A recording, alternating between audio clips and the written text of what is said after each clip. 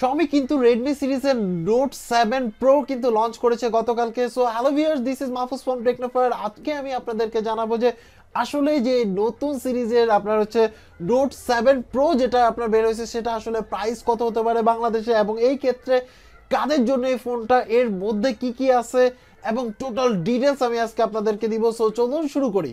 Xiaomi বা আসলে me phone কিন্তু আপনার সবসময় আসলে বাজেটের মধ্যে বেস দেওয়া ট্রাই করে। 2019-এ এসে কিন্তু তাদের যে নতুন Redmi Note 7 Pro রিলিজ করলো গতকালকে, তার মধ্যে আসলে এত আপনার হচ্ছে সারপ্রাইজ আছে যে সারপ্রাইজগুলো অনেক বেশি সারপ্রাইজড হয়ে যাবেন। এবং আমার মনে হয় যে এটা একটা বেটার ডিল হতে পারে আপনি যদি বাজেটের মধ্যে একটা বেস্ট ফোন কিনতে চান, বা মিড রেঞ্জের মধ্যে আপনি যদি একটা বেস্ট ফোন কিনতে চান। তো এই ক্ষেত্রে আমি আজকে আপনাদেরকে এটা ডিটেলস দিব এবং সম্ভাব্য প্রাইস জানিয়ে দিব। এর যে মেইন ক্যামেরা আছে সেই মেইন ক্যামেরা হচ্ছে 48 মেগাপিক্সেলের ক্যামেরা। চিন্তা করে দেখেন, যার আবার অ্যাপারচার হচ্ছে মানে অ্যাপ স্টপ হচ্ছে 1.8, যেটা হচ্ছে মোটামুটি না অনেক ওয়াইড অ্যাঙ্গেল আসলে একটা লেন্স। তার মধ্যে হচ্ছে আপনি এর মধ্যে ডেপথ সেন্সিং এর জন্য মানে আপনি পিছনে ব্যাক সাইডে আপনার হচ্ছে দুইটা ক্যামেরা সেটআপ পাবেন। একটা হচ্ছে 48 মেগাপিক্সেল এবং সেকেন্ড যেটা ডেপথ সেন্সের জন্য সেটা হচ্ছে আপনার 5 মেগাপিক্সেল, তার অ্যাপারচার হচ্ছে 2.4। তার মানে আপনি ফটোগ্রাফির জন্য আই থিঙ্ক সো এই মিড রেঞ্জ ফোনটা কিন্তু আসলে পুরোপুরি একটা নাড়াচাড়া দিয়ে বসাবে।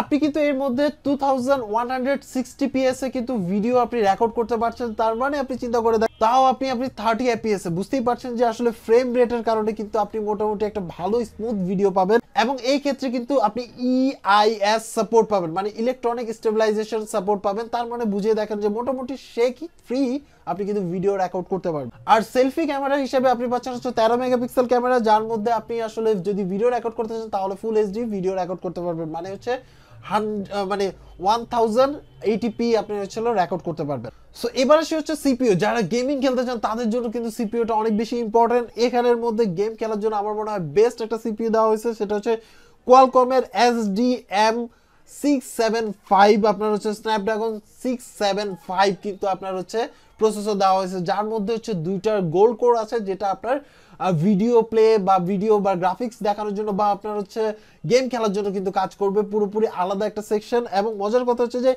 এই সিপিইউ থাকার কারণে কিন্তু আপনার ফোনটা ফাস্ট চার্জিং সাপোর্ট করবে, সেটা আমি পরে আসতেছি। এবং মজার কথা হচ্ছে এর কিন্তু দুই সাইডে আপনার হচ্ছে গরিলা গ্লাস 5 দেওয়া হয়েছে। তো তার মানে চিন্তা করে দেখেন প্রোটেকশনের ব্যাপারে কিন্তু মোটামুটি ভালো।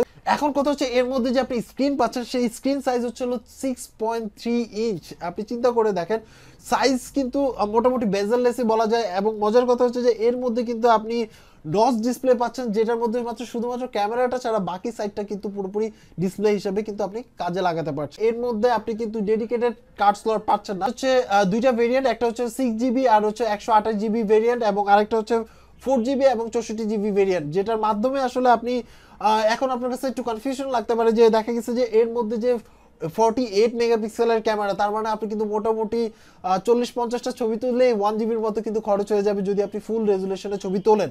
বাট আপনি চাইলে এটা কমায় নিয়েও আপনি তুলতে পারবেন। সো এটা ছাড়া আরেকটা বড় মজার ব্যাপার হচ্ছে যে এর মধ্যে যে আপনার মানে আপনার যে সিম স্লট আছে, ডুয়াল সিম ইউজ করতে পারবেন। এর মধ্যে একটা সিম যদি আপনি বাদ দেন, মানে হচ্ছে সিঙ্গেল সিম ইউজ করেন, তাহলে চাইলে আপনি মাইক্রো এসডি কার্ড ইউজ করতে পারবেন। তার মানে হচ্ছে হাইব্রিড সিম স্লট কিন্তু পাচ্ছেন হচ্ছে এর মধ্যে। এবার হচ্ছে এর ওয়াইফাই ফ্রিকোয়েন্সি কিন্তু আপনি ডুয়াল ব্যান্ড সাপোর্ট, তার মানে হচ্ছে 2.4 গিগাহার্টজ সাপোর্ট করে এবং হচ্ছে 5 গিগাহার্টজ কিন্তু সাপোর্ট করছে। এবং এর মধ্যে যে সিমটা ইউজ করবে সেই সিম দুইটা আপনি ভোল্টি ইউজ করতে পারবেন। আর এর মধ্যে আসলে সব ধরনের মানে আপনার যে সেন্সরগুলো প্রয়োজন আছে, বেসিক যে সেন্সর সবগুলো সেন্সর আছে। তার মধ্যে আপনি যদি বলি যে ফিঙ্গারপ্রিন্ট সেন্সর, তারপরে হচ্ছে আপনার জাইরোস্কোপ সেন্সর, তারপরে হচ্ছে আপনার প্রক্সিমিটি সেন্সর, কম্পাস সেন্সর, মানে বেসিক যে সেন্সরগুলো আছে সবগুলো কিন্তু এর মধ্যে আপনি প্রেজেন্ট পাবেন। এবার আসে হচ্ছে ব্যাটারি ব্যাকআপ নিয়ে। ব্যাটারি ব্যাকআপের মধ্যে আপনি পাচ্ছেন হচ্ছে 4000 মিলিঅ্যাম্পিয়ারের ব্যাটারি, যেই ব্যাটারি আসলে আপনাকে ওরা ক্লেম করতেছে 2 দিন আপনার হচ্ছে ব্যাটারি ব্যাকআপ দিবে। কিন্তু আমার এভারেজ যদি আপনি হেভি ইউজার হন আই থিঙ্ক সো আপনি 1 থেকে 1.5 দিন মানে অনায়াসে আপনি হচ্ছে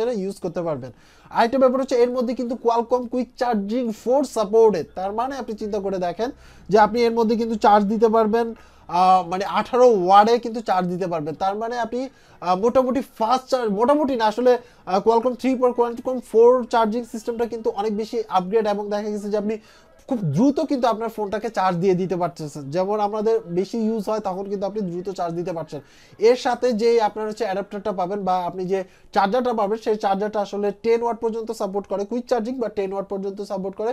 আপনি চাইলে হচ্ছে থার্ড পার্টি থেকে আপনি যে কোনো একটা ভালো ব্র্যান্ডের চার্জার নিতে পারেন, কোয়ালকম কুইক চার্জিং 4, যেটা আপনার হচ্ছে এটাকে আপনার হচ্ছে 18 ওয়াট করে চার্জ দিতে সক্ষম। বেস্ট একটা সিপিইউ পারফরমেন্স পেতে যাচ্ছেন। আর আরেকটা দেখা গেছে যে যারা পাবজি বা বিভিন্ন ধরনের গেমস খেলতে পছন্দ করেন তাদের জন্য আসলে এটা মনে হয় আইডিয়াল হবে।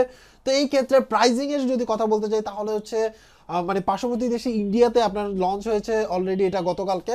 আর তাদের প্রাইজিং হচ্ছে আপনার যেটা 4GB এবং হচ্ছে 64GB হচ্ছে স্টোরেজ, সেটার ক্ষেত্রে আপনি প্রাইস পাচ্ছেন হচ্ছে অ্যারাউন্ড হচ্ছে 11,099 রুপি। আর যদি আপনি এর যে হায়ার ভেরিয়েন্টটা আছে সেটা হচ্ছে 6GB র্যাম এবং হচ্ছে 128GB হচ্ছে আপনার স্টোরেজ, সেটা যদি নেন সেই ক্ষেত্রে আপনাকে গুনতে হবে 13,999 রুপি। এখন কথা হচ্ছে বাংলাদেশে এই প্রাইসটা কেমন হবে, তাই না?